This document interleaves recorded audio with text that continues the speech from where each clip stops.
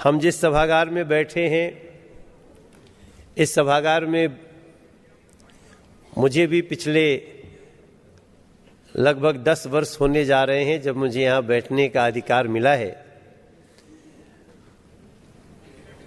और ये central hall बहुत ही इम्पोर्टेंट है। हमारा संविधान जहाँ आप सब बैठे हैं, यहीं बैठ करके हमारे देश का संविधान लिखा गया। और अक्सर जब हम यहाँ मीटिंग होती है, कभी महामहिम राष्ट्रपति जी संबोधित करते हैं, जब दोनों सदनों की संयुक्त बैठक होती है, ज्वाइंट मीटिंग पार्लियामेंट की, तो इन्हीं कुर्सियों पे, इन्हीं स्थान पे देश के प्रधानमंत्री जी भी बैठते हैं, सारे मंत्रीगण बैठते हैं, सांसदगण बैठते हैं। और इतना सुंदर लग रहा है कि देश भर के पंचायतों से जुड़े हुए लोग आज यहाँ इनवाइट किए गए हैं। ये बहुत बड़ा प्रयास है, उसके लिए मैं बहुत धन्यवाद देना चाहता हूँ राष्ट्रीय महिला आयोग को, क्योंकि यहाँ आने के लिए ही कितने लोग न जाने जिंदगी में कितनी कोशिशें करते हैं। फिर वो कभी जब पूर्व सांसद हो जाते हैं, पूर्व विधायक हो जाते हैं, तो उनको, पूर्व विधायक को भी कभी कभी यहाँ का परमिशन मिलता है, एक पास बनता है। मगर पूर्व सांसद होने के नाते भी यहाँ लोग आते हैं। बहुत ऐसे पुराने लोग हैं जिनसे मिलने हम लोग यहाँ बैठे आते थे। हाँ, पिछले कुछ दिनों से जो यहाँ पीछे लोकसभा होती थी, अभी भी वो हॉल है, और इधर राज्यसभा। अब वो नई संसद यहाँ से जब निकलते हैं तो ठीक सामने, लेकिन अभी भी हम लोग यहाँ बैठते हैं। हम पंचायती राज व्यवस्था को जानते हैं और ये भी हमारा विश्वास है कि देश में अगर कुछ बदलाव सही मायने में ला सकते हैं, जो ऊपर से देश की सरकारें बनाती हैं या कोई नियम नीति बन के जाता है, तो उसका सही मायने में पालना तभी हो सकता है जब यहां बैठी हुई शक्ति उसको सही मायने में उतार दे। विषय बहुत बड़ा है, जेंडर इक्वालिटी। तो जब जब जेंडर इक्वालिटी की बात होती है तो हम सबसे पहले अपने घर से सोचना शुरू करते हैं। और आपने बहुत अच्छी बात कही रेखा दी कि ये सबसे महत्वपूर्ण शुरुआत तो यही हो सकती है, क्योंकि हर बेटी एक दिन बहू बनती है, फिर मां बनती है, दादी बनती है, नानी बनती है। और फिर भी ये मुद्दा बहुत दिनों से चला आ रहा है। जो वर्तमान में देश के प्रधानमंत्री हमारे नरेंद्र मोदी जी हैं, उनका तो इतना आग्रह है इस विषय पर कि हमें याद है कुछ दिन पहले हम लोगों ने एक कानून बनाया। उस कानून को पॉक्सो कानून के नाम से जाना जाता है। इसी देश में बच्चियों के साथ दुर्व्यवहार, रोंगटे खड़े कर देने वाली घटनाएं, हम ऐसी घटनाएं कि जिसको हमको सुनने में दिक्कत होती है, और वो होती रही और उनके लिए कोई कड़ा कानून नहीं बना। तब फिर कई लोग इस जेंडर इक्वलिटी में बाधाएं महसूस करते थे। मैं कई बार सोचता हूं कि जब बेटी पैदा होती है तो लोग क्यों थोड़ी सी परेशानी में आने लगते थे। आज स्थिति थोड़ी सुधरी है, मगर बिल्कुल वो समाप्त हो गई हो फीलिंग ऐसा नहीं है। अभी बहुत कार्य करने हैं। और हमारे जो लोकसभा अध्यक्ष जी हैं, ओम बिरला जी, ये जो व्यवस्था आपको मिली है, इसमें उनका बहुत बड़ा योगदान है। और वो इतने इसमें खुले दिल से काम करते हैं। वो बार बार चाहते हैं कि देश के विविध हिस्सों से लोग यहां आए और बड़ी बड़ी समस्याओं पे बात करें।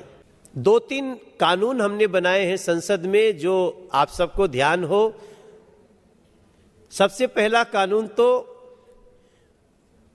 बेटियों को कैसे सशक्त करें, बेटियों को कैसे पैतृक संपत्ति में हिस्सा मिले, इसके बड़े सख्त कानून बने हैं। और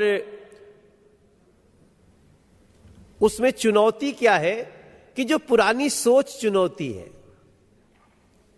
वो पुरानी सोच आ जाती है कि नहीं बेटी तो विदा होके चली जाएगी दूसरे घर में, तो फिर कैसे, तो ऐसे, तो ऐसे, बहुत सारी चीजें।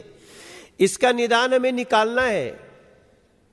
सख्त कानून बना देने से ही सिर्फ सब कुछ नहीं होता है, उस सोच को सही मायने में जमीन पर उतार दें, तभी वो पूर्ण होगा। ये हमारे देश के नरेंद्र मोदी जी भी चाहते हैं, सभी से चाहते हैं।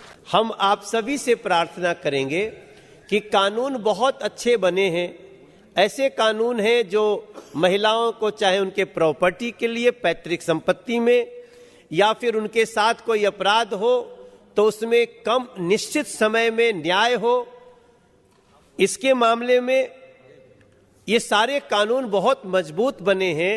लेकिन मेरी बहनें, आप सब जब यहाँ पे आई हैं तो ये हमारी NCW चीफ रेखा शर्मा जी का भी उद्देश्य यही है कि उन सारे कानून को जमीन पर कैसे लागू किया जाए और इसके लिए कैसे लोगों में आपस में प्रेरणा जगे कि नहीं ये जरूरी है। कई बार हमको दुख होता है कि माताएं स्वयं उस अधिकार को नहीं देने देते अपने बच्चों को, बेटियों को। कई ऐसे केस आए हैं।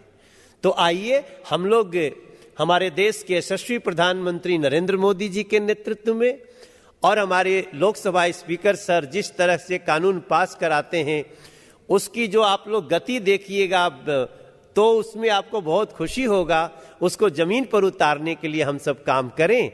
मैं यही प्रार्थना करूंगा और मैं भी शपथ लूंगा कि मैं अपने परिवार से शुरुआत करूंगा ताकि हमारे देश की जेंडर इक्वलिटी को बिल्कुल लक्ष्य तक पहुंचाएं।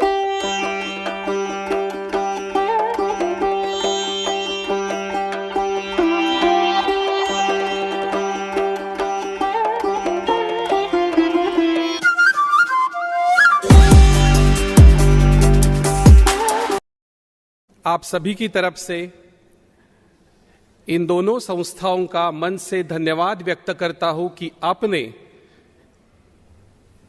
देश की पंचायत स्तर पर काम करने वाली महिलाओं को पार्लियामेंट में तक आने का मौका दिया है। अपने आप में यह एक अनोखा कार्यक्रम मुझे महसूस हो रहा है। जिस खुशी, जिस प्रसन्नता का अनुभव रेखा जी मैं सुबह से देख रहा हूं, एक सपना रहता है शायद हम पार्लियामेंट देख पाएंगे, यहां देखने के दूर हम बैठ लगने लगे हैं यहां। मुझे बहुत खुशी है कि ये महिलाओं को आपने ये मौका दिया है।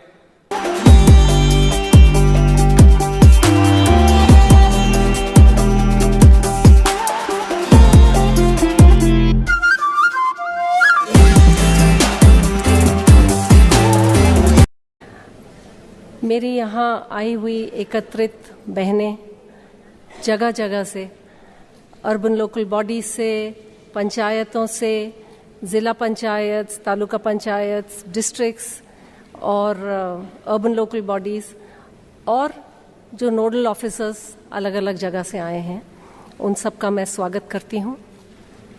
NCW की जो टीम है, हमारे आदरणीय मेंबर्स हैं, मेरी जॉइंट सेक्रेटरी हैं, डिप्टी सेक्रेटरी हैं, the whole team which has worked, that we never count ourselves.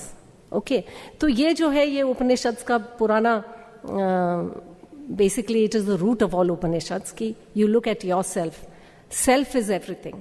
उस कहानी उसको समझाने के लिए कहानी है, लेकिन आज के सत्र के लिए ये कहानी इसलिए लागू होती है कि औरत, महिला यूजुअली अपने आप को नहीं गिनती है। किसी भी फैमिली में आप जाइए तो उसका जो पूरा आउटलुक होता है वो होता है अपना परिवार, अपने माता पिता, अपने सास ससुर, बच्चे, हस्बैंड, उन सब के तरफ इतना उसका कंसंट्रेशन रहता है कि वो अपनी तरफ नहीं देख पाती है। तो इस तरह के सत्र से हम लोग यही बेसिकली बताना चाह रहे हैं दुनिया को और अपने आप को भी कि नारी इतनी सक्षम है, महिला इतनी सक्षम है, हमको सिर्फ अपने आप को देख के, वो जो 10th मैन है, we are the 10th man, 10th woman, 10th person, जो कि बहुत कुछ सक्षम है और बहुत कुछ कर सकती है और बहुत कुछ हम करने की योग्यता रखते हैं। ये तो हुई कहानी की बात, ये हुई हमारी आज के जो सत्र है उसकी बात की। हम लोग यहाँ एकत्रित हुए हैं जानने के लिए कि हम क्या कर सकते हैं, और मोस्ट इम्पॉर्टेंटली एक्चुअली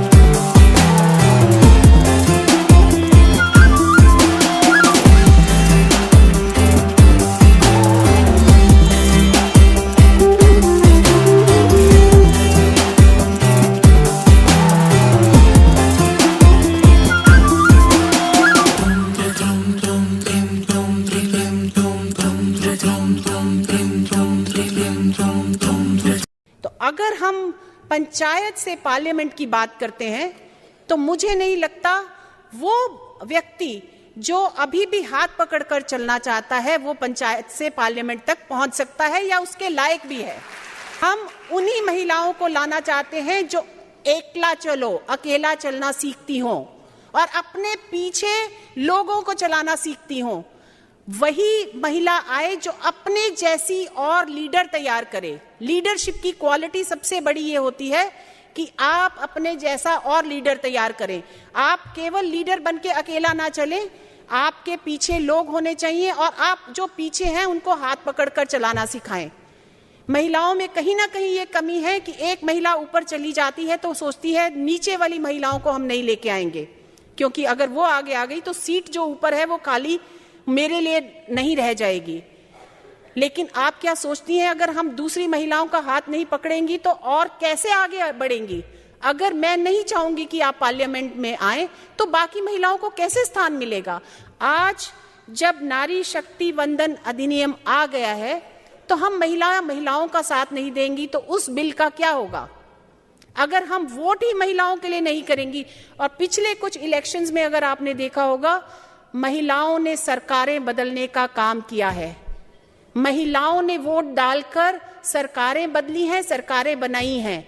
आज आपका वोट बहुत ज्यादा इंपॉर्टेंट है, लेकिन केवल मैं ये नहीं चाहती कि महिलाएं सिर्फ वोट दें, महिलाएं वोट लें भी, इसके भी हकदार आप बने। आप उस लायक बने कि आप असेंबली में खड़े हो सके। ये जो 33% है, हम इसको 50% पे, हमारी पॉपुलेशन 50% है, हम क्यों ना 50% तक मांग करें।